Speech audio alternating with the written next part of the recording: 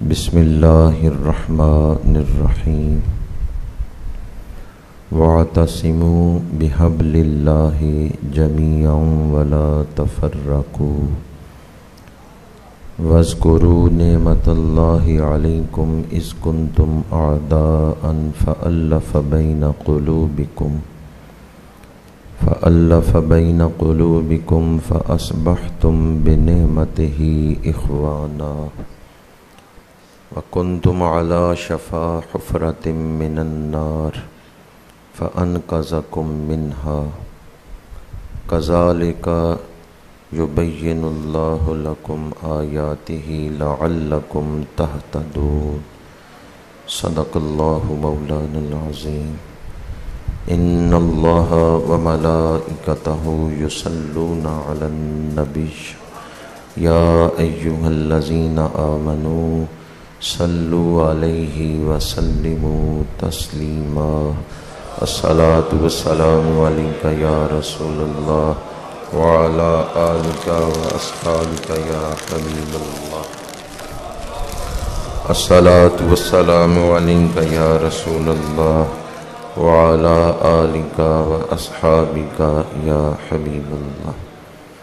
برادران اسلام، اللہ پاک کا بے پناہ فضل و احسان ہے جس نے ہمیں ماہ ربیع الاول شریف کے بابرکت جمعہ شریف کی رحمتوں سے مستفید ہونے کا موقع عطا فرمایا ہے۔ آج کا دن سید الایام ہے، دعاؤں کی قبولیت کا دن ہے، نزول رحمت کے حوالے سے خاص دن ہے۔ دعا گو ہوں خالق کائنات آج کے دن نازل ہونے والی رحمتیں ہم سب کو عطا فرمائے۔ گزشتہ جمعۃ المبارک پہ میں نے آپ احباب کے سامنے میلاد پاک بیان کرتے ہوئے اس چیز کا ذکر کیا تھا کہ ہمارے آقا کریم صلی اللہ علیہ وآلہ وسلم دنیا کو جہالت سے اور جاہلیت سے نکالنے کے لیے تشریف لائے، اور آپ نے اعلان نبوت کے بعد 23 سالوں میں ایک ایسا پاکیزہ معاشرہ قائم کیا جس میں جہالت بھی نہیں تھی، جاہلیت بھی نہیں تھی، بلکہ وہ ایک پاکیزہ صالح معاشرہ تھا جس میں حقوق اللہ اور حقوق العباد ادا کیے جاتے تھے، جس میں عدل تھا اور اخلاق حسنہ کی بہار تھی۔ اللہ تعالیٰ نے ہمیں انسان بنایا ہے تو انسان کا کردار چوپایوں سے مختلف ہونا چاہیے۔ انسان کا کردار چوپایوں کی طرح نہیں ہونا چاہیے۔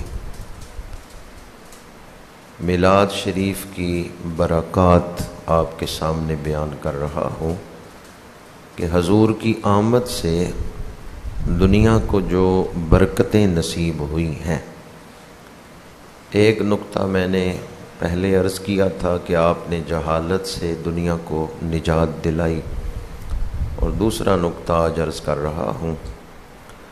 اللہ تعالیٰ نے ہمیں انسان بنایا ہے تو ہمارا کردار بھی انسانوں والا ہونا چاہیے۔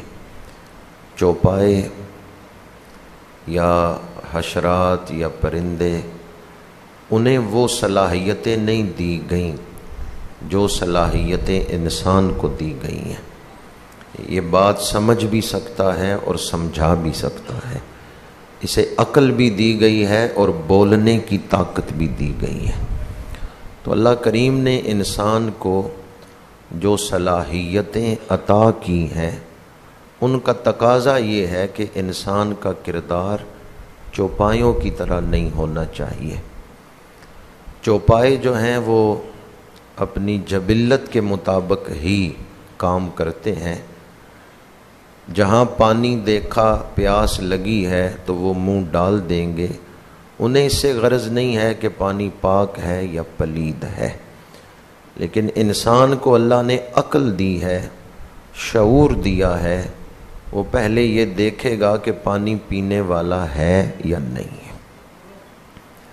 پھر اللہ نے ہمیں انسان ہونے کے ساتھ جو دوسرا شرف عطا کیا ہے وہ یہ ہے کہ ہم مسلمان ہیں۔ ہمارا کردار مسلمانوں والا ہونا چاہیے۔ اسلام اللہ کی نعمتوں میں سب سے بڑی نعمت ہے، اور حقیقت میں جو باعمل مسلمان ہے وہی انسان کہلانے کا صحیح معنوں میں حقدار ہے۔ میرے آقا کریم انسان کو انسان بنانے کے لیے ہی تشریف لائے ہیں۔ انسان میں دونوں طرح کی چیزیں پائی جاتی ہیں، یہ سنور جائے تو فرشتوں سے افضل و اعلیٰ ہو جائے، اور یہ بگڑ جائے تو درندوں سے بدتر ہو جاتا ہے۔ انسان کے اندر جو چیزیں رکھی گئی ہیں ان میں ایک چیز غصہ بھی ہے۔ انسان کی ذات کی حفاظت کے لیے غصہ رکھا گیا ہے کہ جب اس کی ذات کو کوئی نقصان پہنچنے لگے تو انسان غصے میں آتا ہے اور اپنا تحفظ کرتا ہے۔ لیکن اگر یہ جو غصے کی صفت ہے اس کی تربیت نہ ہو، یعنی صحیح جگہ استعمال نہ ہو، تو پھر انسان غصہ کرتے ہوئے انسان نہیں رہ جاتا بلکہ وہ درندہ بن جاتا ہے۔ اور اگر انسان اپنی اس صفت کی اصلاح کر لے تو پھر وہ اللہ کی راہ میں جہاد کرنے والا بن جاتا ہے، اس کا غصہ بھی شریعت کا پابند ہو جاتا ہے۔ یہ مقام رفیع ہے، بلند مقام ہے انسانیت کا، کہ اللہ کے لیے محبت کرنا اور اللہ کے لیے نفرت کرنا۔ دور جاہلیت میں پانی پینے پلانے پہ جھگڑا ہوتا تو 50 قتل ہو جاتے اور کئی نسلوں تک وہ جھگڑا چلتا رہتا۔ دور جاہلیت میں باہمی جھگڑے عروج پر تھے۔ میلاد شریف کی برکات میں سے ایک برکت یہ ہے کہ میرے آقا کریم نے دلوں کو جوڑا ہے، انسان کی تربیت کی ہے اور فکر میں ہم آہنگی پیدا کی ہے۔ جب انسانی افکار میں یگانگت ہوگی، یکجہتی ہوگی، ہم آہنگی ہوگی، ایک مقصد کے لیے سارے انسان چل پڑیں گے تو پھر ان کے دل بھی آپس میں جڑ جائیں گے۔ تو میرے آقا کریم صلی اللہ علیہ وآلہ وسلم وَيُزَكِّيهِمْ کی شان والے محبوب، آپ نے دلوں کو طہارت بخشی اور دلوں میں باہمی الفت پیدا کر دی۔ جہاں پانی پینے پلانے پہ جھگڑا ہوتا تھا اور قتل ہوتے تھے، اب وہاں ایسا ماحول بن گیا کہ ایک زخمی مجاہد اپنے حصے کا پانی اپنے دوسرے ساتھی کو دے رہا ہے۔ پہلے پانی چھیننے پہ جھگڑا تھا، اب اپنا حق دوسروں کو دے رہے ہیں۔ میں پیاسا رہ لوں گا، کوئی بات نہیں، میرا مسلمان بھائی اپنی پیاس بجھا لے۔ وَيُؤْثِرُونَ عَلَىٰ أَنفُسِهِمْ وَلَوْ كَانَ بِهِمْ خَصَاصَةٌ۔ تو یہ تبدیلی کیسے آئی، دلوں میں یہ الفت کیسے پیدا ہوئی کہ جہاں ایک دوسرے سے پانی چھیننے پہ جھگڑا ہوتا تھا اور قتل ہوتے تھے، وہاں اپنے حصے کا پانی دوسروں کو پلایا جا رہا ہے۔ یہ جو دلوں میں الفت پیدا ہوئی ہے، قرآن اسے یاد دلاتا ہے، وَاذْكُرُوا نِعْمَتَ اللَّهِ عَلَيْكُمْ إِذْ كُنْتُمْ أَعْدَاءً فَأَلَّفَ بَيْنَ قُلُوبِكُمْ فَأَصْبَحْتُمْ بِنِعْمَتِهِ إِخْوَانًا۔ فرمایا اللہ کی نعمت کو یاد کرو جب تم آپس میں ایک دوسرے کے دشمن تھے، بس اللہ نے تمہارے دلوں میں ملاپ کر دیا، دلوں کو جوڑ دیا، باہمی الفت پیدا کر دی.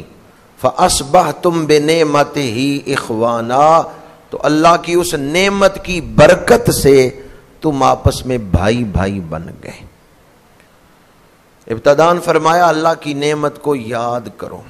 یہ جو بھائی بھائی بنے ہو کس وجہ سے بنے ہو؟ اللہ کی. تو اللہ کی نعمتوں کو یاد کرتے رہنا چاہیے. بعض اوقات انسان سٹریس میں مبتلا ہو جاتا ہے، ڈپریشن میں مبتلا ہو جاتا ہے، پریشان ہو جاتا ہے، اور اس کے دل کو گھبراہٹ محسوس ہوتی ہے. اس وقت انسان اللہ کی نعمتوں کو یاد کرے، گھبراہٹ دور ہو جائے گی، پریشانیاں دور ہو جائیں گی. گلاب کی جو شاخ ہے نا، اس پہ کانٹے بھی ہوتے ہیں، گلاب بھی ہوتے ہیں، لیکن وہ پودا کس کا پودا کہلاتا ہے؟ کانٹوں کا پودا یا گلاب کا پودا؟ کانٹے تو ہیں لیکن نام اس کا کیا ہے؟ پودا کس کا وہ کہلاتا ہے؟ گلاب کا پودا ہی وہ کہلاتا ہے، حالانکہ اس پر کانٹے بھی ہیں. تو زندگی میں پریشانیاں تو ہیں، اس کی مختلف حکمتیں اور راز ہیں، لیکن آپ یہ دیکھیں کہ اللہ نے آپ پر انعام کتنے فرمائے ہوئے ہیں، اللہ نے آپ پر نعمتیں کتنی فرمائی. اور جو بڑی بڑی نعمتیں ہیں ان کو یاد کریں تو دل کو ایک تسکین ملتی ہے.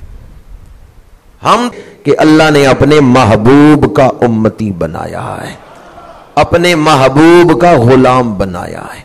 یہاں نعمت سے مراد حضور کی آمد ہے. حضور کی آمد سے پہلے آپس میں جھگڑے تھے، چھوٹی چھوٹی باتوں پہ نزاع ہو جاتا، جھگڑا ہو جاتا، حتیٰ کہ قتل ہو جاتے. لیکن حضور تشریف لے آئے، اب دلوں میں الفت پیدا ہو گئی. اسی بات کو ایک دوسرے مقام پر ارشاد فرمایا، محمد الرسول اللہ والذین معہ اشداء علی الکفار رحماء بینہم.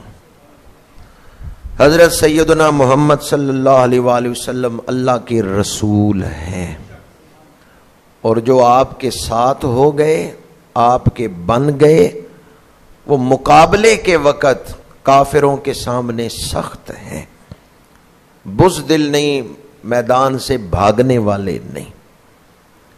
رحماء بینہم، اور آپس میں ایک دوسرے کے لیے رحم دل ہے، آپس میں ایک دوسرے کے لیے.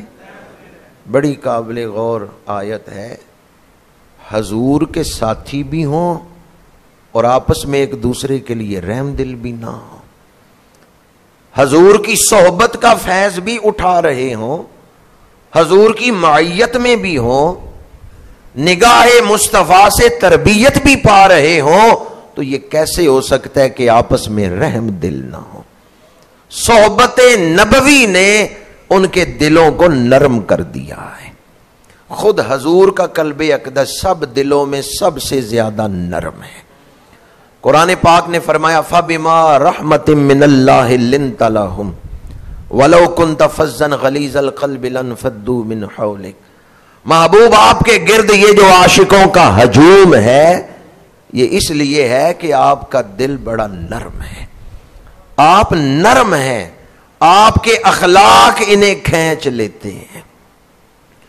تو نرمی جو ہے یہ کمزوری ہے یا شان ہے؟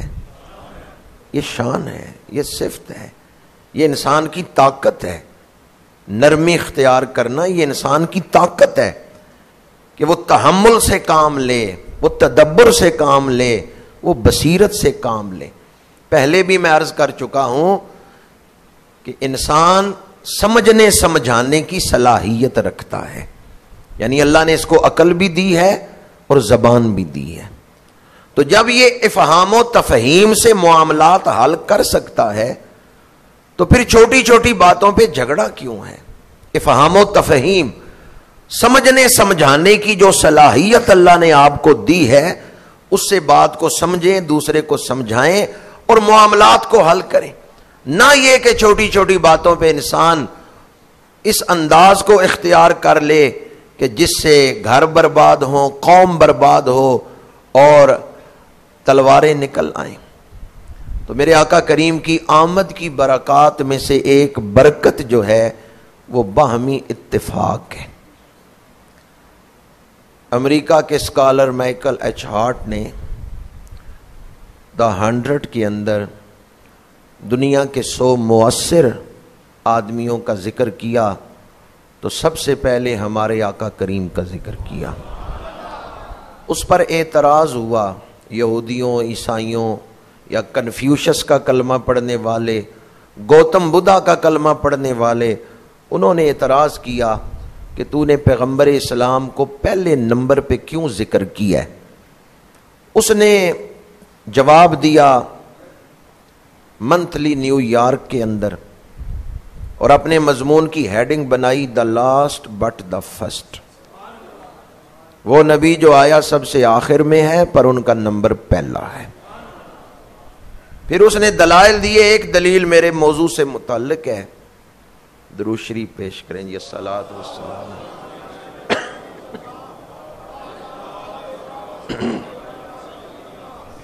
الصلاۃ والسلام علیک یا رسول اللہ وعلی آلک واصحابک یا حبیب اللہ۔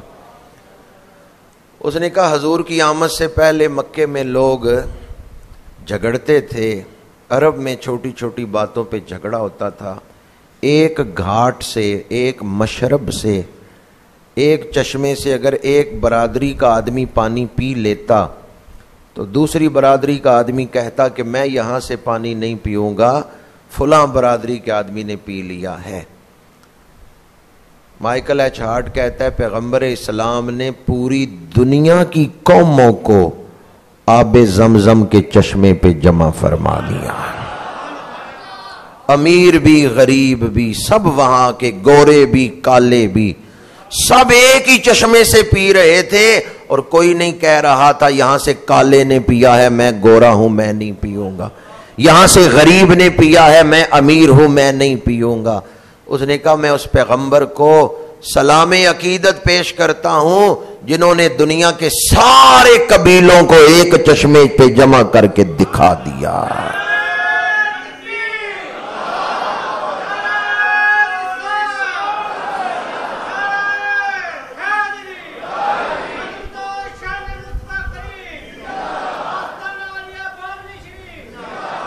آج دنیا میں جو جھگڑے ہیں ان کے حل کے لیے بھی کارنیس نے یہ بات UN کو لکھ کے بھیجی تھی کہ اگر آج دنیا کے حکمران محمد عربی بن جائیں تو دنیا میں آج بھی اتحاد اور اتفاق کی فضا قائم ہو سکتی ہے، کیونکہ رسول عربی نے اپنی تعلیمات سے ایسی فضا قائم کی ہے جس میں باہمی دشمنیاں ختم ہو گئیں اور محبت کی فضا بن گئی۔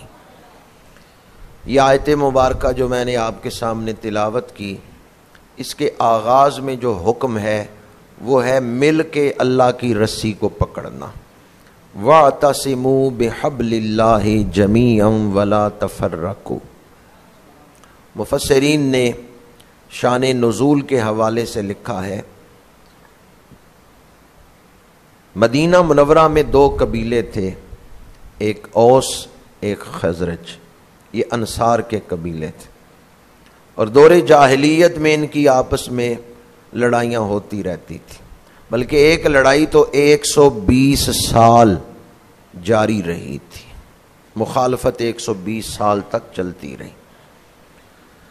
میرے آقا کریم تشریف لائے ہیں، اوس اور خزرج دونوں نے اسلام قبول کیا ہے، دونوں صحابی بن گئے ہیں، دونوں انصار کہلائے ہیں، اور دونوں پر اللہ کا فضل ہوا ہے، حضور کی عنایات ہوئی ہیں، دونوں قبیلے فیض یاب ہوئے۔ اوس کے نمائندے ہیں حضرت ثعلبہ بن غنم، اور خزرج میں سے ہیں حضرت اسعد بن زرارہ۔ یہ دونوں صحابی بیٹھے ہوئے تھے، قبائلی برتری پر گفتگو شروع ہو گئی، ہمارا قبیلہ زیادہ شان رکھتا ہے، دوسرے کہتے ہیں ہمارا قبیلہ برتر ہے، زیادہ شان رکھتا ہے۔ ثعلبہ بن غنم کہتے ہیں کہ وہ خزیمہ بن ثابت جن کی ایک گواہی کو 2 گواہیوں کے برابر قرار دیا گیا، وہ ہمارے قبیلے سے ہیں، اوس سے ہیں۔ اور کسی کی گواہی کو دو گواہیوں کے برابر نہیں قرار دیا گیا. وہ ہمارے قبیلے کے ہیں خزیمہ.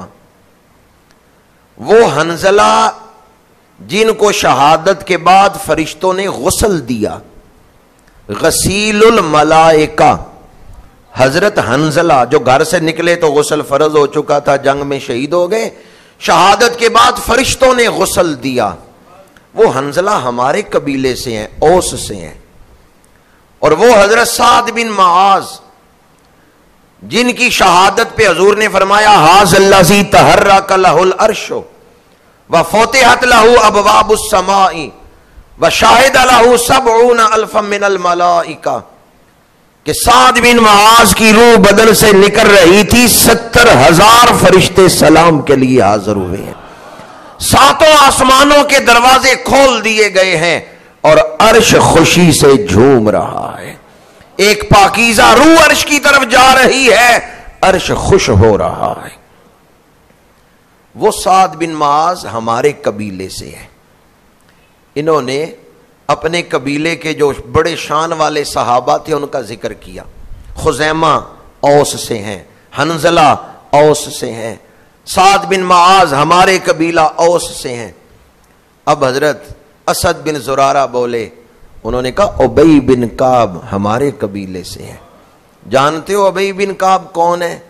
اللہ نے فرمایا محبوب ابی بن کعب کو قرآن پاک سناؤ.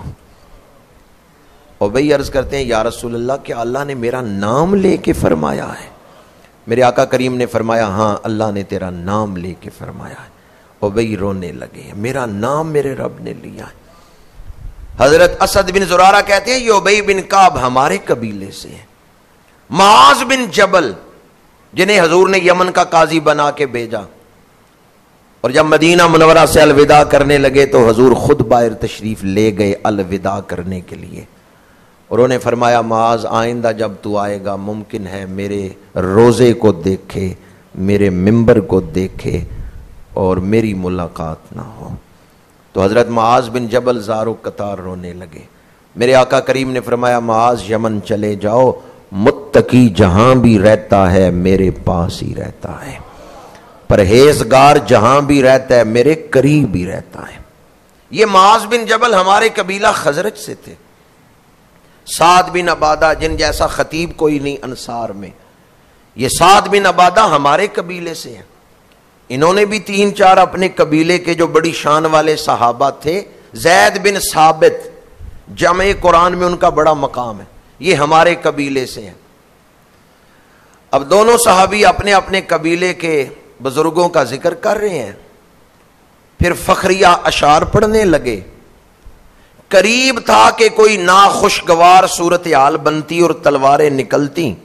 میرے آقا کریم تشریف لے آئے اور حضور کی آمد سے فضا یکسر بدل گئی، اور حضور کی تشریف آوری سے دونوں صحابہ پھر بغلگیر ہو گئے ہیں. اور وہ جو ایک دوسرے پہ فخر کرتے ہوئے اپنے اپنے قبیلے کے افراد کا نام لے رہے تھے، حضور تشریف لے آئے. آپ نے ان کی اس ایک دوسرے پر برتری والی گفتگو کو ختم کر دیا اور باہمی الفت کا درس دیا. مفسرین کہتے ہیں اس کے بعد یہ آیت نازل ہوئی ہے، سورہ آل عمران کی آیت نمبر 102 103، اس سے اگلی آیات یہ اس موقع پر نازل ہوئی. وَاعْتَصِمُوا بِحَبْلِ اللَّهِ جَمِيعًا، تم سارے مل کر اللہ کی رسی کو مضبوطی سے تھام لو. اعتصام کہتے ہیں چمٹ جانا، مضبوطی سے پکڑ لینا کہ کوئی تمہیں اس سے چھڑا نہ سکے، دور نہ کر سکے. وَاعْتَصِمُوا بِحَبْلِ اللَّهِ، اللہ کی رسی کو چمٹ جاؤ، مضبوطی سے تھام لو. جمیعا، سارے مل کر، سارے مل کے اللہ کی رسی کو تھام لو. اب یہ جو شان نزول میں نے بیان کیا علامہ بغوی کے حوالے سے یا تفسیر مظہری کے حوالے سے، اس سے ہمارے لیے سبق کیا ہے، ہمارے لیے درس کیا ہے؟ وہ صحابہ آپس میں جو ایک دوسرے سے موازنہ کر رہے تھے، جن صحابہ کا نام لے کے وہ شانیں بیان کر رہے تھے اس میں کوئی غلط بیانی نہیں تھی. واقعتاً وہ صحابہ آپس میں شانیں رکھتے تھے. مثلا خزیمہ ہے، ایک گواہی 2 گواہیوں کے برابر ہے، اس میں کوئی جھوٹ نہیں ہے. حضرت حنظلہ کو فرشتوں نے غسل دیا ہے، یہ سچی بات ہے، یہ حدیث پاک ہے. اب وہ جو بات کر رہے تھے وہ تو سچی تھی، پھر اس سے ناخوشگوار صورتحال کیسے پیدا ہو سکتی تھی؟ ہمارے لیے اس میں درس کیا ہے؟ بڑی آپ کی توجہ چاہتا ہوں. فتنوں کے اس دور میں اگر یہ بات آپ سمجھ گئے تو بہت سارے مسائل حل ہو جائیں گے. حنظلہ غسیل الملائکہ رضی اللہ تعالیٰ عنہ، حضرت خزیمہ ذو الشہادتین رضی اللہ تعالیٰ عنہ، یہ صرف قبیلہ اوس کی شخصیت نہیں، یہ اسلام کی شخصیت ہے. حضرت معاذ بن جبل، حضرت ابی بن کعب، یہ صرف قبیلہ خزرج کی شخصیت نہیں، یہ اسلامی شخصیت ہے. جب ان کا ذکر ہو تو ان کے قبائل کی طرح منسوب کر کے برتری کا باعث نہ بنائے، بلکہ ان دونوں میں سے کسی کا ذکر ہو، چاہے کسی اوس والے صحابی کا یا خزرج والے صحابی کا، ان دونوں کی شان سن کے ہمیں خوش ہونا چاہیے، اس لیے کہ دونوں ہی ہمارے بزرگ ہیں، دونوں ہی ہمارے پیشوا ہیں، اور دونوں ہی اسلام کی نمائندہ شخصیات ہیں. آج اگر یہ فضا بن جائے تو پھر اتفاق کی صورتحال پیدا ہو سکتی، پھر دل آپس میں جڑ سکتے. لیکن ہم جب کسی ہستی کا ذکر کرتے ہیں ہم کہتے ہیں نہیں یہ قادری سلسلے کے ہیں، ہمارا تو نقشبندی سلسلہ ہے. تو اس طرح پھر کیا ہوگا؟ بودھ پیدا ہوگا. بزرگ نقشبندی ہوں، قادری ہوں، چشتی ہوں، سہروردی ہوں، وہ ہمارے بزرگ ہیں.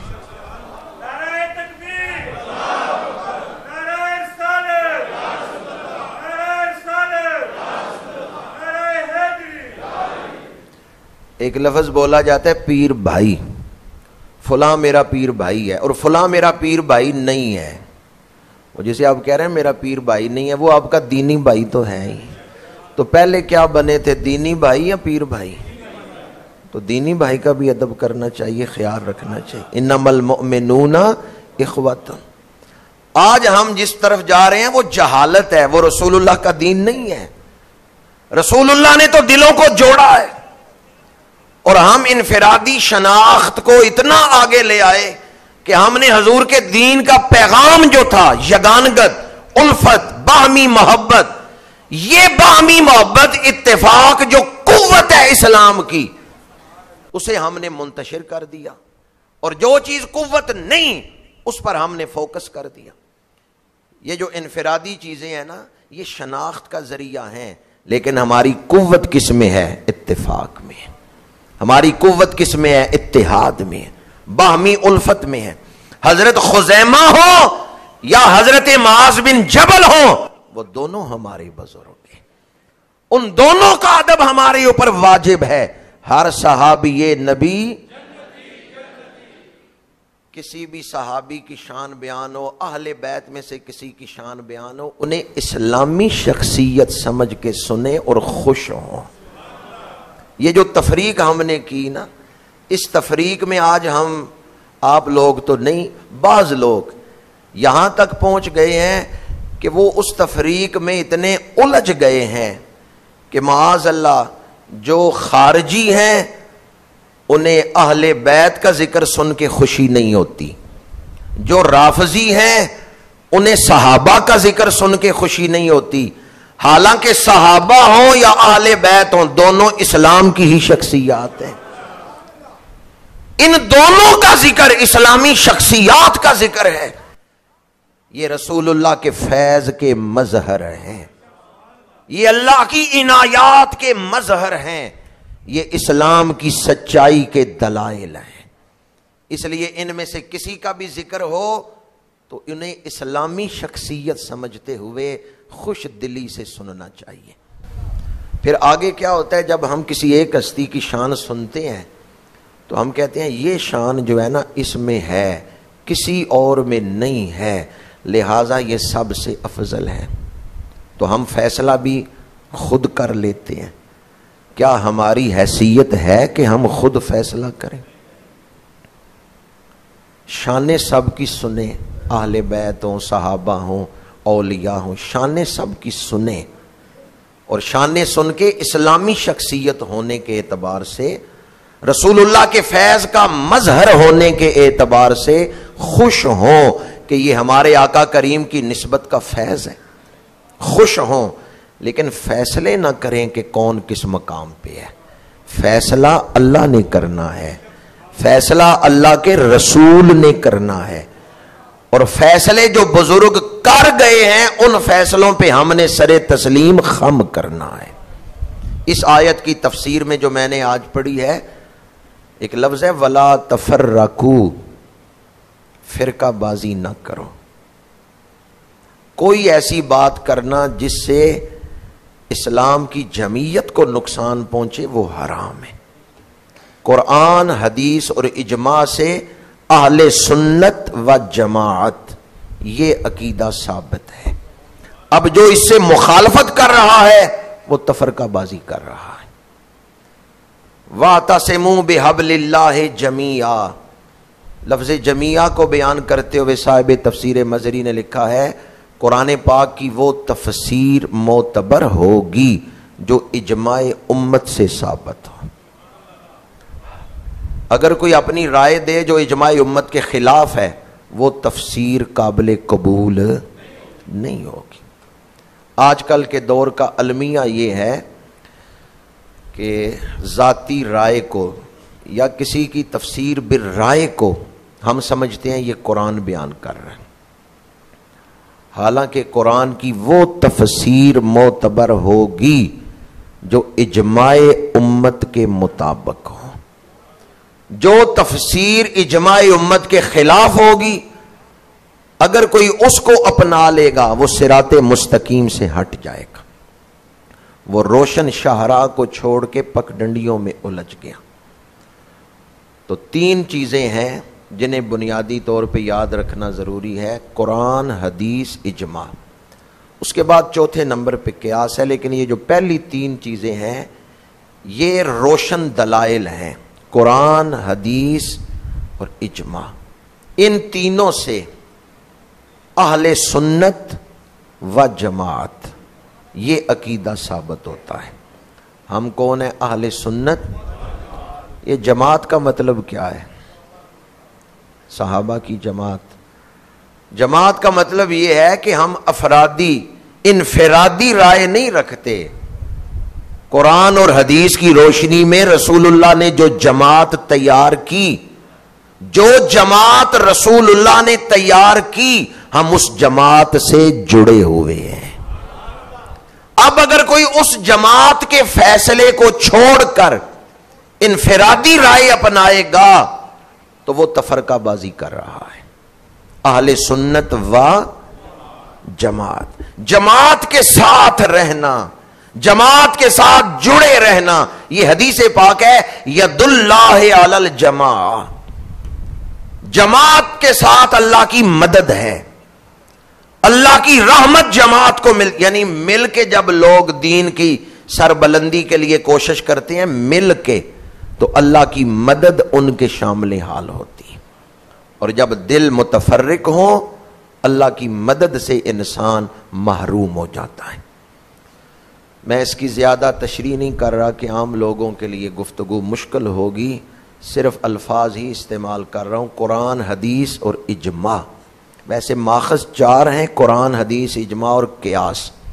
جو ان سے ہٹ کے اجماع امت کے خلاف قرآن پاک کی تفسیر کرے گا وہ گمراہی کی طرف چلا جائے گا۔ غلام احمد قادیانی نے یہی کام کیا ہے، اس نے یہ نہیں دیکھا حدیث کیا کہتی ہے، نص قرآنی کیا کہتی ہے، اس نے اپنی رائے کو بیچ میں داخل کر دیا اور ایک الگ دین کی بنیاد رکھ دی۔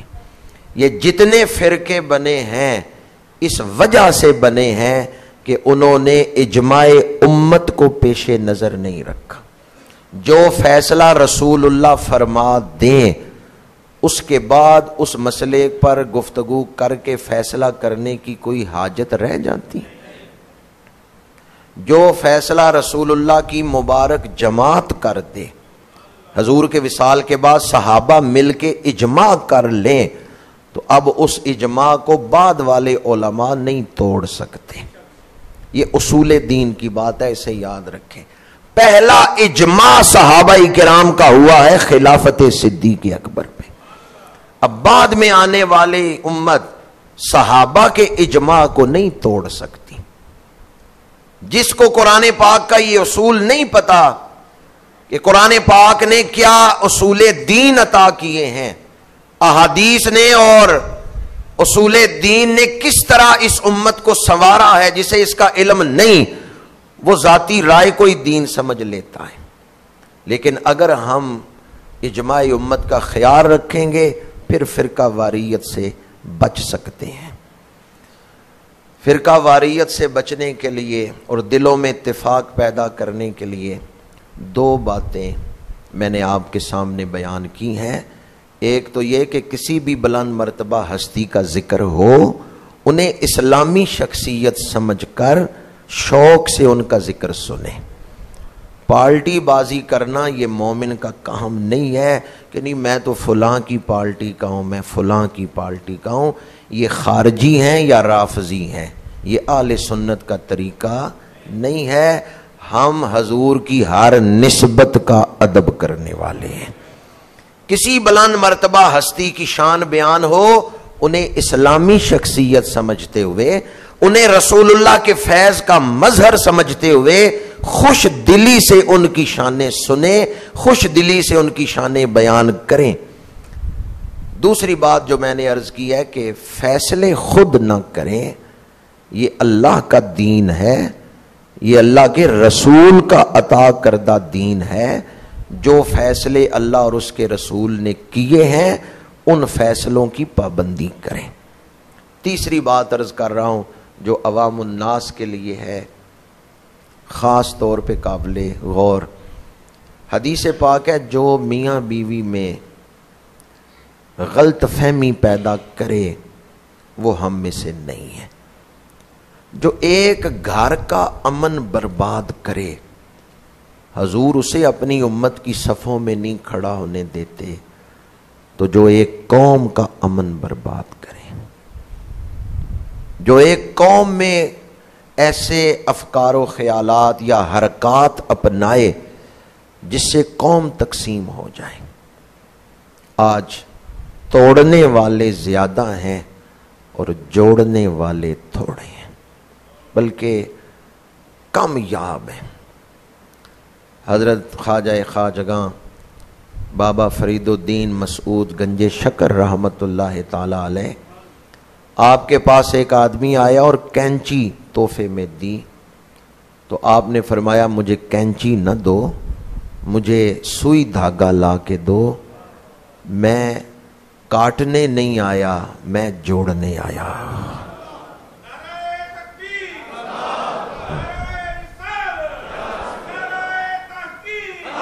خلفائے راشدین ہوں اور ان کے بعد تابعین ہوں، ائمہ مجتہدین ہوں، اولیاء کاملین ہوں، انہوں نے جوڑنے کا کام کیا ہے، دلوں میں الفت پیدا کی ہے، دلوں کو جوڑا ہے. حدیث پاک ہے میرے آقا کریم نے ارشاد فرمایا اگر کوئی آدمی لڑائی کر سکتا ہو، حق پہ ہو، لیکن فساد نہ کرے، اپنا لڑائی والا حق استعمال نہ کرے، معاف کر دے، فرمایا مجھ سے جنت میں مکان لے لے، میں اس کے ساتھ جنت میں محل کا وعدہ کرتا ہوں. اگر روڑی کو آگ لگائیں، گندگی کے ڈھیر کو آگ لگائیں، خوشبو پھیلے گی یا بدبو پھیلے گی؟ بدبو پھیلے گی.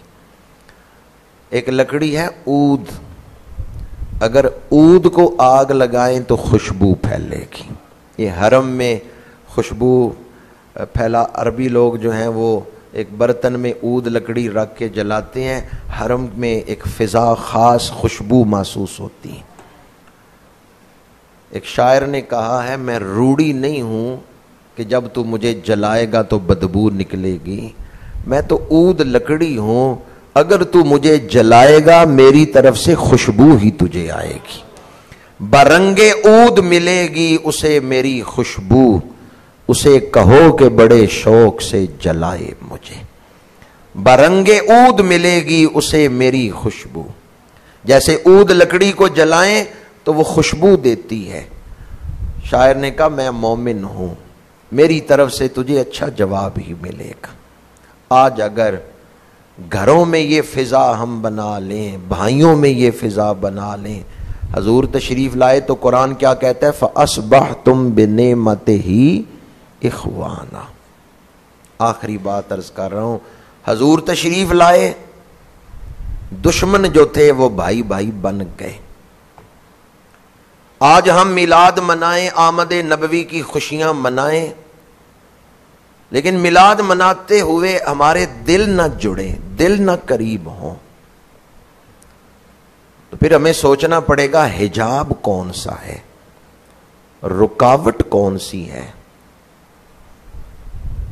اگر آپ حضور کا ذکر کریں لیکن حضور کے قریب نہ ہوں, آپ حضور کا ذکر تو کر رہے ہوں لیکن حضور کے قریب نہیں ہو رہے, تو بڑی احتیاط کی ضرورت ہے. کہیں آپ نفس کے دھوکے میں مبتلا تو نہیں ہو گئے, ورنہ جو سچے دل سے ذکر کرتا ہے وہ حضور کے قریب ہو جاتا ہے. آپ ذکر رسول بھی کر رہے ہوں اور حضور کا قرب بھی نہیں مل رہا, حضور کے قریب بھی نہیں ہو رہے, حضور کا رنگ بھی نہیں چڑھ رہا, سنت کا رنگ بھی نہیں چڑھ رہا, اور ذکر بھی ہو رہا ہے, تو اس کا مطلب ہے یہ ذکر نہیں ہو رہا. کہیں کمی ہے, کہیں کوئی حجاب ہے, کہیں کوئی رکاوٹ ہے. آپ کا نفس اس میں اس رنگ میں شامل ہو گیا ہے کہ اس نے برکات نبوی سے آپ کو محروم کر دیا ہے. اگر کوئی آداب کے ساتھ ذکر کرے گا اسے برکات نبوی ملے گی, اور اگر کوئی ان آداب کا خیال نہیں رکھے گا وہ برکات سے محروم ہو جائے گا. آج ایک سبب یہ بھی ہے کہ میلاد بھی منا رہے ہیں, خرابیاں اسی جگہ پہ ہیں, پریشانیاں اسی جگہ پہ ہیں. حضور آئیں تو برکتیں آتی ہیں, حضور آئے تو دشمن آپس میں بھائی بھائی بن گئے.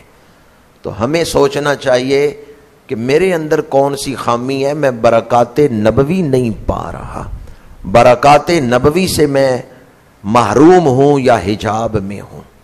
تو اس لیے ہمیں توبہ کرنی چاہیے کہ پروردگار میرے اندر جو کمی ہے اسے دور فرما دے اور برکات نبوی سے مجھے مستفید فرما دے.